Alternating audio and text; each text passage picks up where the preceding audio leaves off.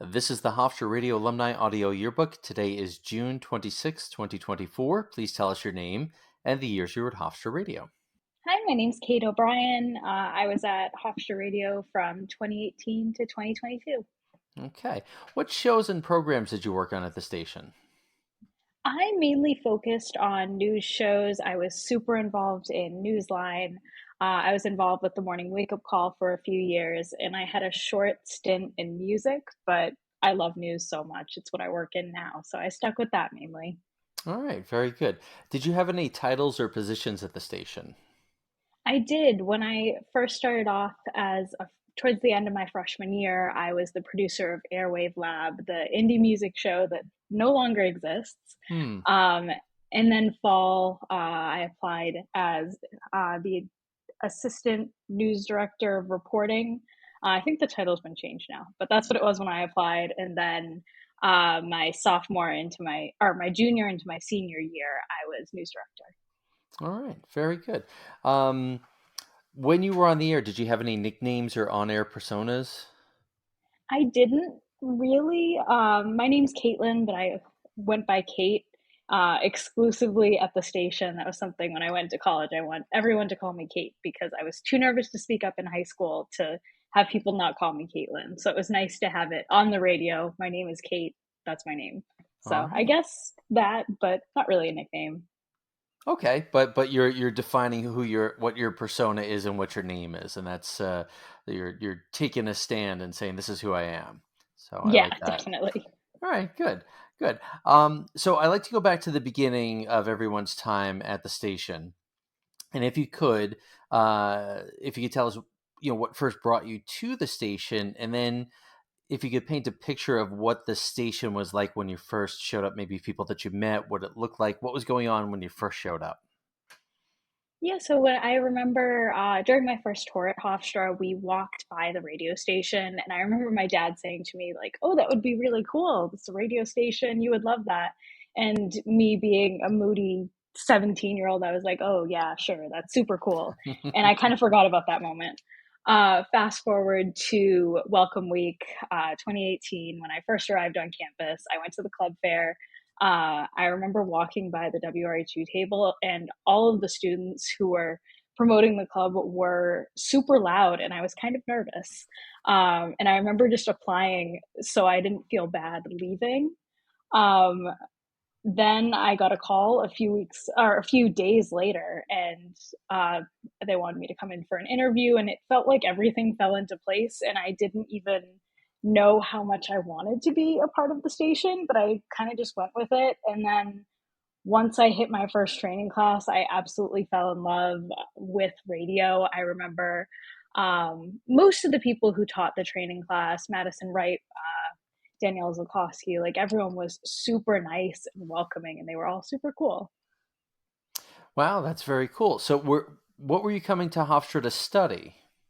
So I came in as a political science major, and I was either going to declare history as a double major, or I was going to double major in Spanish as well. I kind of didn't know what I wanted to do. That really changed. I ended up switching my major to political science and journalism Hmm. about halfway through my freshman year. Very cool. Very cool. I like that. I was a print journalism, and a major in political science minor. So Oh, I cool. definitely see where you're coming from there. But when you applied to Hofstra, did you have any idea of the radio station? Was that something you were aware of, or was it just again like your dad said, "Hey, that's a cool thing"? It was pretty much just him saying, "Hey, it's a cool thing." I think I saw stuff about it, but I didn't know how much journalism would become important to me and how much I would Hmm. fall in love with news and broadcasting really until I got midway through my time at Hofstra. So once you got so involved at the station and so involved in journalism, did your dad ever bring up that conversation and say, "Didn't I tell you this was going to be a good thing," or did that just sort of go by the wayside? Oh, he did. He's one of those people that's always right about things. Uh, And I always end up falling exactly into what he said I would end up liking. So he knew I was going to end up in journalism. He didn't push me, which I was really grateful for. He let me find it on my own. oh, that's cool. That's cool. So you mentioned a bunch of names and the training program. Could you tell us a little bit about getting involved with the training class, maybe who taught it or other people that maybe you were in the class with? Yes, I'm not going to remember everyone's name, but I remember we met in Berliner Hall on the second floor. I know Danielle Zulkowski, Maria Santana.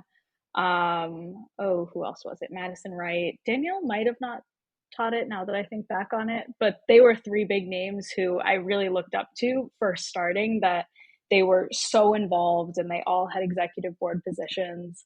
And I was so nervous the entire time, which I think radio really pushed away that nervousness for me and helped to build my confidence over my time there. So I think I've forgotten about all of the moments I was nervous during, and I think that's probably a good thing. Yeah, good to leave that behind. But um, do you remember specific things that you were learning in the class, or was it just the general scope of everything that goes into being at the radio station? I think it was the general scope. I remember really being shocked at all of the FCC rules, and it really hit home that this wasn't just a radio station. This was a licensed radio station that I was hopefully at this point going to be on air for, and it like really helped me take it seriously. I remember specifically learning about the board, and without having touched it at any point, I was absolutely terrified. I didn't Hmm. think I could push any of the right buttons. And I obviously figured that out because now I am where I am today. But it was a lot of really technical information that was a bit overwhelming. Yeah, most people aren't sure quite what they're signing up for when they get into the training class, and then there's all this information, and you've got Bruce Avery and John Mullen and saying, here's the keys to the Starship Enterprise, and I like to sleep at Hmm. night, and all those things. Did you? You said feeling nervous. Did you feel overwhelmed, or like maybe this isn't the right thing? I don't think I ever felt that it wasn't the right thing. I was definitely overwhelmed, but I'm one of those people who, when I start something, I want to finish it. And even if I didn't end up loving this, I was going to see it out at least till the end of the training class. Hmm. And then I passed the test and everything was great. Awesome. So you pass the test and you get on the air. Do you remember getting on the air the first time?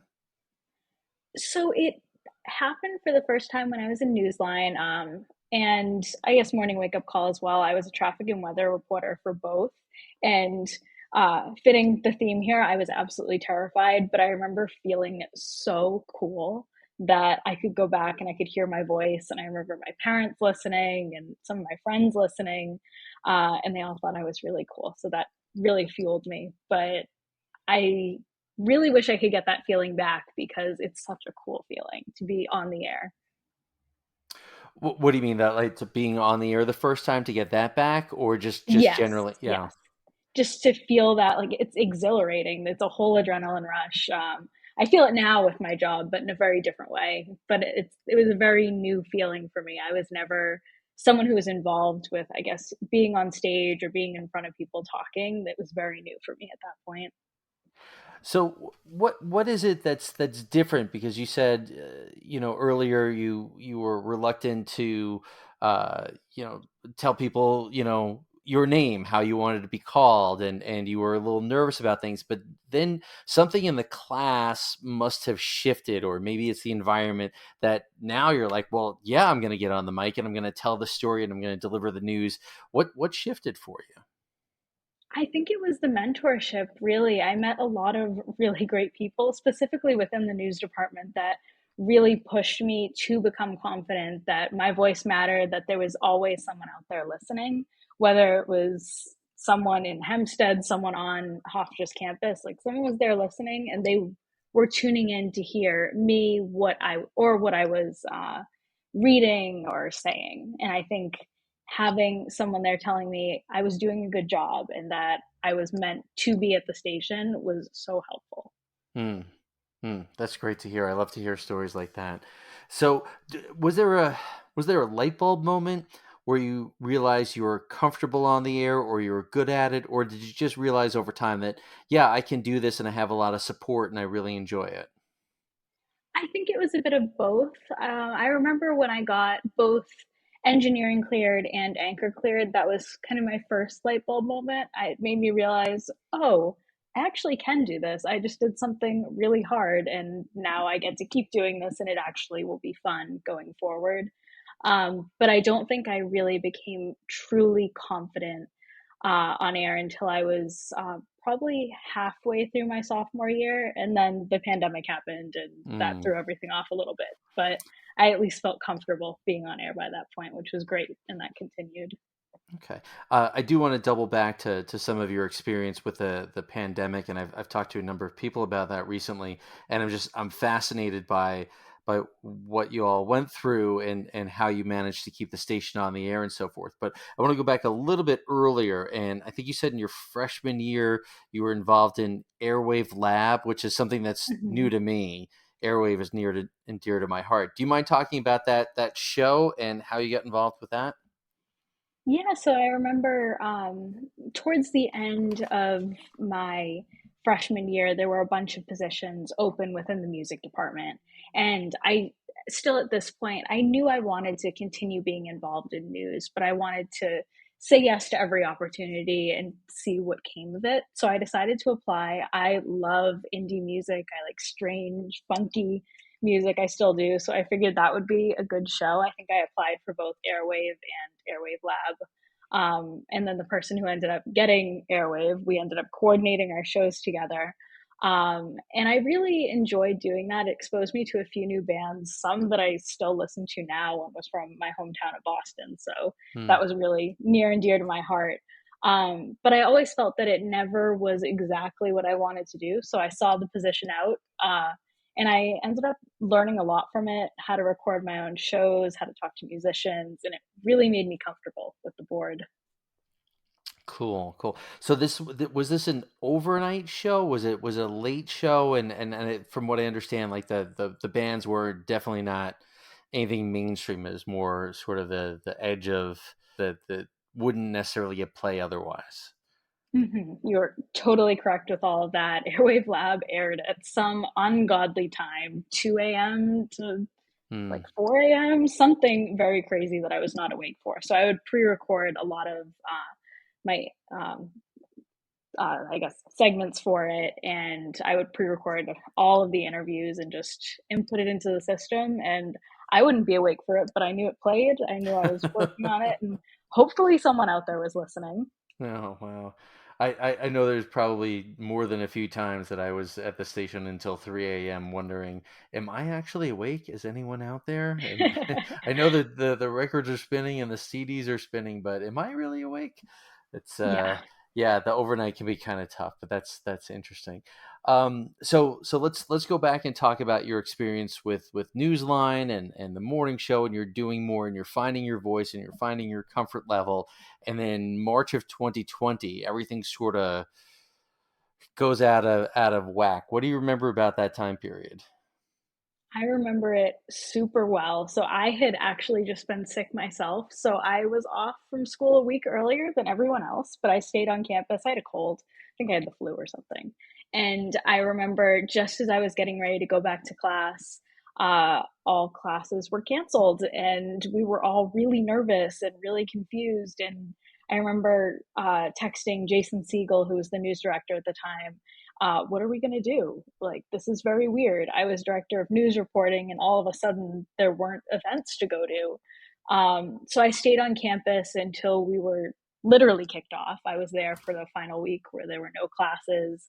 There was a skeleton crew doing shows, trying our best. None of us were masked at that point. Hmm. And there were 5 to 7 of us in the office doing our absolute best, reporting on probably the most breaking news any of us had ever experienced at that point. It felt like as we were putting our shows together, there were more and more things happening, whether it was the NBA player who tested positive, Mm-hmm. or there's another case in Washington state. Oh no, it's in New York now. It was really terrifying, but I think it was a really great outlet to be able to actually do something at this really early point, because you can sit there and you can obsess about all this information coming through across the wires on all different news websites.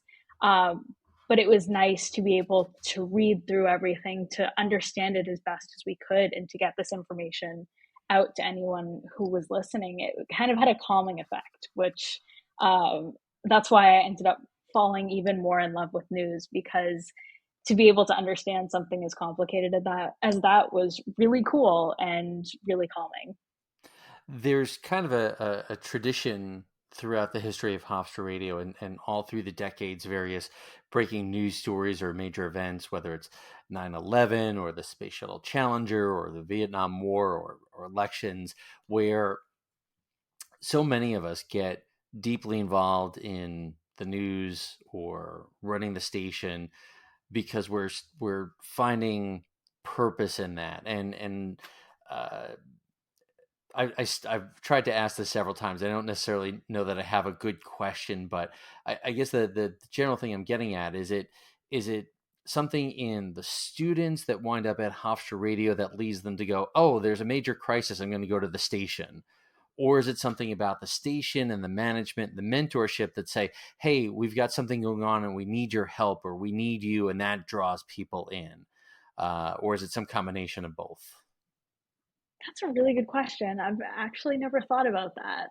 I My initial gut reaction to say a bit of both, because I think the students that end up sticking with WRHU and who end up getting super involved are the kind of people who want to find solutions and want to fill that kind of role.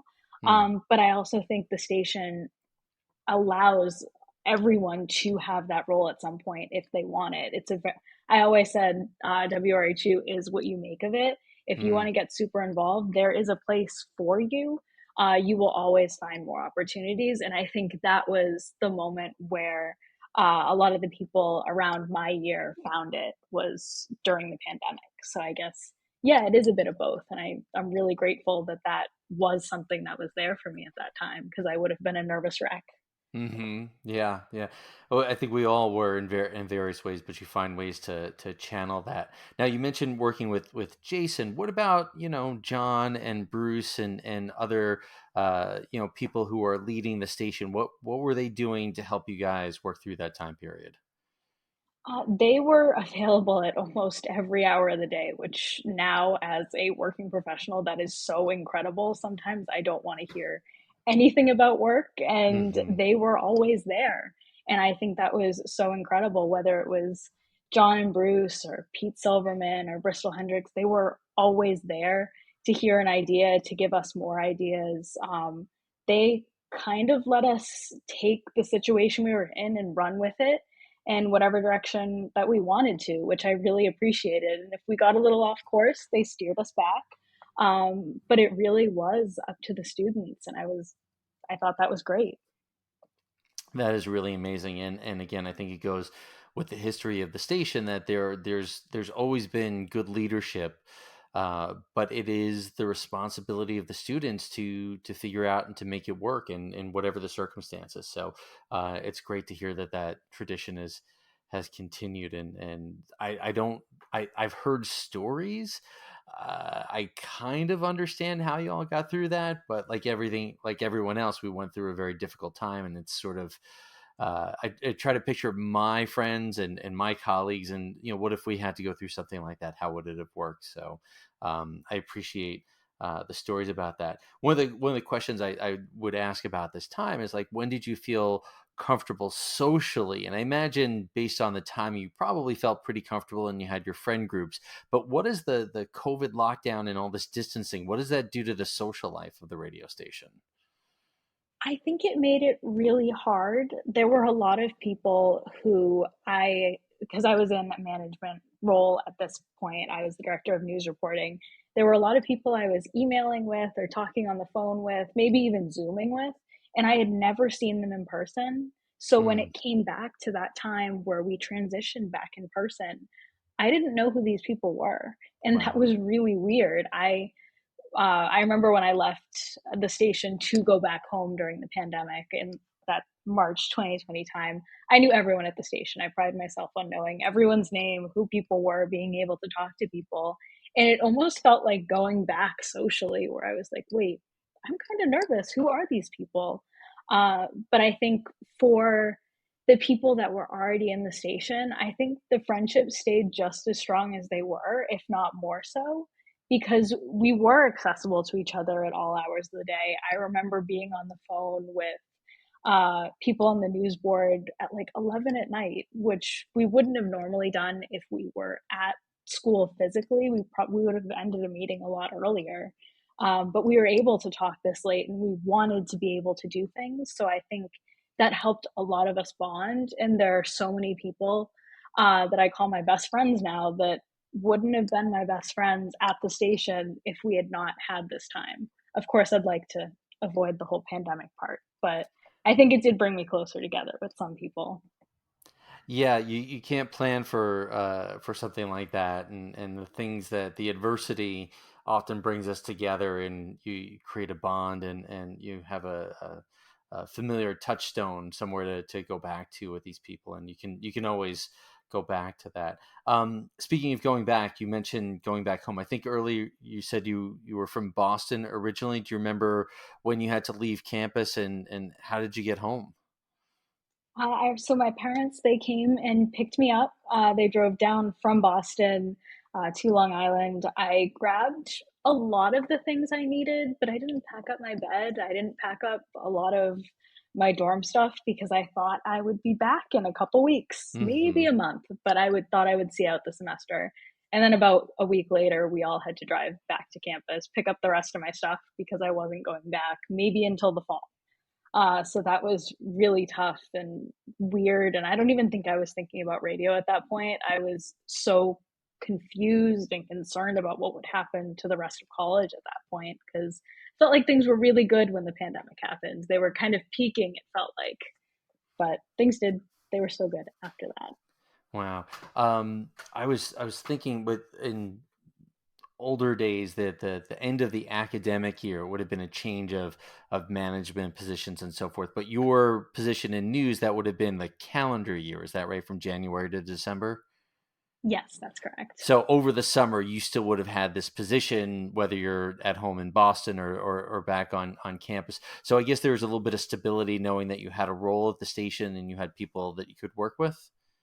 Is that Yeah, fair? totally correct. And I hadn't even decided at that point whether I was going to figure out a way to stay on Long Island for the summer or if I was going to work from Boston as the director of news reporting. So that was not even figured out. And I really never had to face that issue because and everything ended up being virtual anyway. Wow. So were you back on campus in the fall of 2020 or were you still remote? I was back on campus in the fall, and a lot of the students at WRHU were as well. There were a few people that were remote that were doing things from home too. So it was a bit hybrid still at that point. Okay, okay. And then you're going into election coverage, and that must have been a Yes, challenge. it definitely was. It was probably the most fun challenge of all this because I absolutely love politics. I still do. Um, and it was super fun to have a management role and to be coordinating a huge election night broadcast and doing it in a new way because we didn't really have anything to look back at. So we were starting fresh, but probably in the best way possible because we didn't have to say, well, we did things like this last time. We need to do them like that again because nothing could be like last time with the pandemic. Hmm. Yeah, you can't send people out to polling stations or to the political party headquarters. I guess everything's being done remotely and through Zoom communications, I guess, something like that. Yeah, it was a lot of Zoom. We used a site called Blog Talk Radio. Remember recording interviews just on my cell phone with some recording app. Uh, we made do with what we had, and I think we did pretty good. I'm sure it was great, but the process of figuring that out is wow, what a challenge. How interesting. You'll have stories forever about that, I'm sure. Oh, yes. Wow. Um, I like to ask people to think back, and I think you've kind of answered this already, but I like to reflect back on this. You know, when you first showed up at the radio station, when you got into that training class, at that moment, what did you think Hofstra Radio would be? And then what did it become for you? I think when I first stepped foot into class, I thought it was going to be something else that I'd just have to check off on my to-do list. Like, oh, need to go to radio class tonight, or oh, I have Newsline next Thursday, I'm anchoring. Like, I thought it was just going to be something else to do, a fun hobby. I knew it was going to be fun because I liked it. Hmm. It ended up becoming so much more. It allowed me to meet my best friends in college. It allowed me to build my confidence. Like I said before, it gave me so much, and I'm so, so grateful for it. It shaped what I do now for work. It shaped my confidence. I could go on and on and on. Please do. That's what this is for. I mean, I definitely wouldn't be working in news without radio, because I had a platform where I realized, oh, I really do like journalism. It helped me declare my journalism major, and then I always thought after that point I thought I wanted to be a reporter, and then I realized maybe not. I love production, so kind of guided me towards that route, and I thank the managers and my mentors for that as well, because they obviously saw something in me, and I love what I do now, and I'm really grateful for that. Oh, that's fabulous. What an amazing journey. I thank you so much for taking the time to talk to me about this. And I have a whole bunch more questions, and I'm certain you have more stories. Maybe we can do this again sometime. Yeah, definitely. This has been great.